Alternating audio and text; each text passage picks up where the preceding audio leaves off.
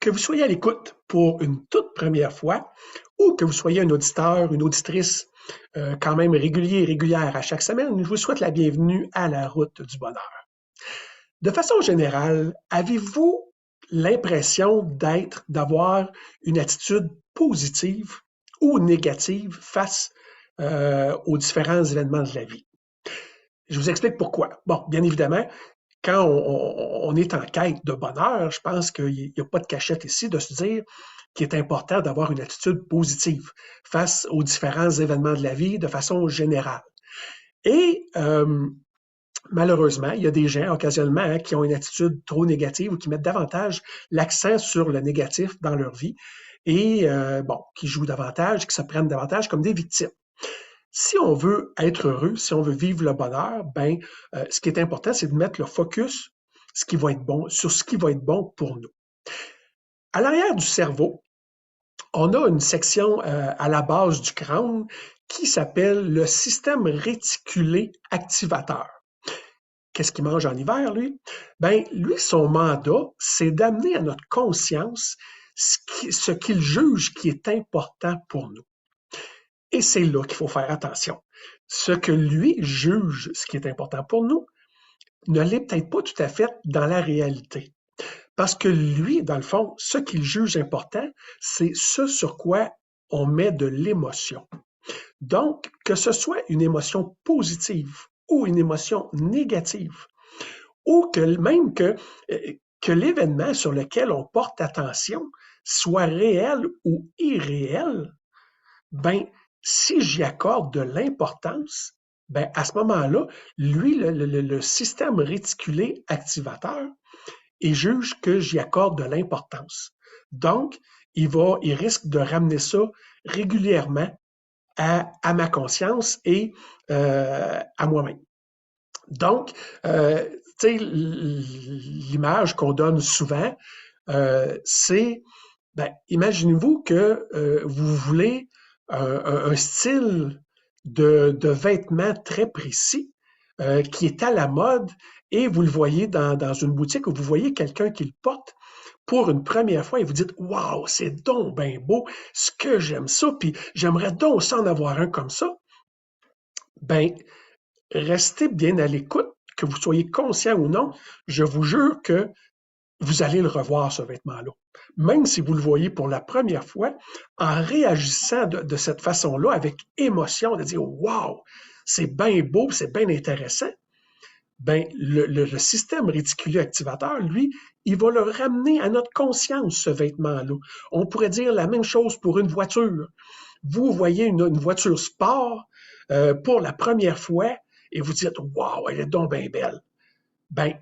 Probablement que là, vous allez vous promener en voiture, vous allez vous promener sur la rue et vous allez en voir plein du même type. Parce que le système réticulé activateur vient de l'amener à votre conscience. Peut-être qu'il y en avait autant avant, mais parce que vous ne la voyez pas, vous n'y apportiez pas d'importance, vous ne la voyez pas. Le système réticulé activateur ne l'apportait pas à votre conscience. Donc, mais le danger de ça, c'est que si je réagis négativement aux événements de la vie, aux faits, le système réticulé activateur, lui, le SRA, lui, il va se dire « Ah, elle accorde de l'importance à ça, elle y met de l'émotion. Même si c'est négatif, même si elle s'enrage, ah, c'est important pour elle, on va le ramener. » Avez-vous déjà eu l'impression d'être pris dans des patterns dans votre vie? Le même type de conjoint qui revient régulièrement dans votre vie. Hein? Même si on change de conjoint, même si on met fin à des relations et on revient dans une relation suivante, oups, on a encore le même genre de conjointe qui revient dans notre vie. C'est sûr que si, quand j'ai mis fin à une relation, moi, dans le fond, je réagis en me disant « J'en ai assez, puis je suis donc tanné d'avoir ce genre de chum-là dans ma vie, puis c'est ce genre de blonde-là dans ma vie, puis j'en veux plus, puis je suis tanné des gens qui restent toujours assis devant la télé. » Et là, je réagis avec émotion, puis j'en rajoute, puis j'en rajoute. Le système réticulé activateur, lui, ce qu'il vient de se dire, c'est « Ah, elle accorde de l'importance, ou il accorde de l'importance à ce genre de personne-là. Check-moi bien aller. Je vais y ramener.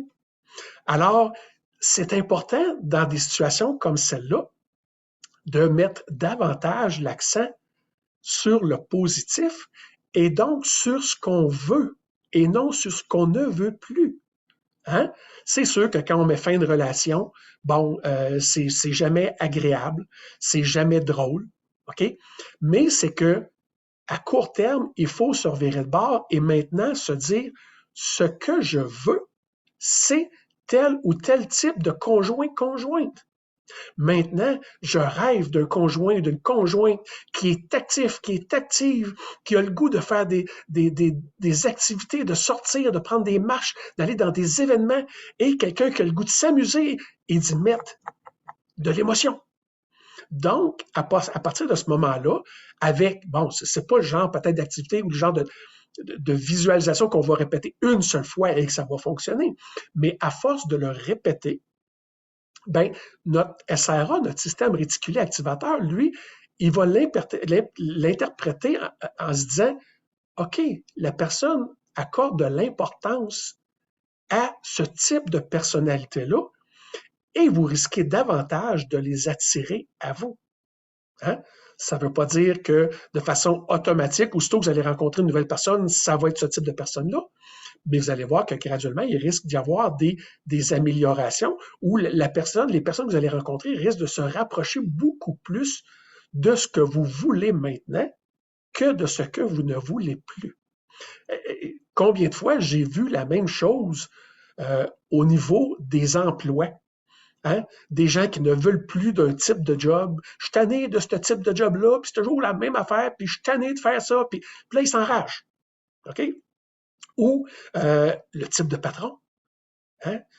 Moi, je me souviens d'avoir déjà eu un patron qui était un peu narcissique, ses bords, qui s'aimait donc. Puis, au lieu de m'enrager, sur le coup, oui, je me suis dit, plus jamais, c'est fini. C'est sûr que j'en veux plus de ce genre de boss-là.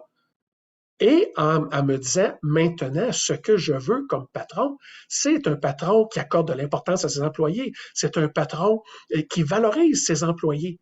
Et un patron pour qui ses employés sont importants. Donc, en mettant l'accent avec émotion sur ce qu'on veut, ben, à ce moment-là, on favorise l'attraction, tu sais, à nous-mêmes. Alors, ce que je suggère, bon, ça peut être de bien des façons, on n'est pas obligé d'aller en méditation, mais juste des fois, pour commencer, de bien le visualiser dans notre tête.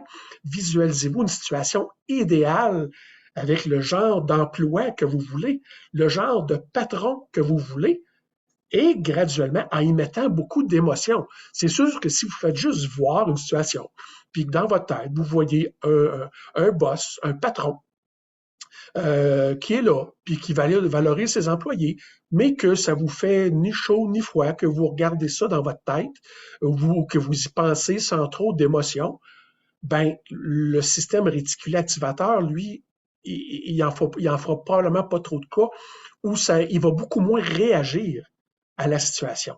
Lui, il va réagir quand on y met de l'émotion.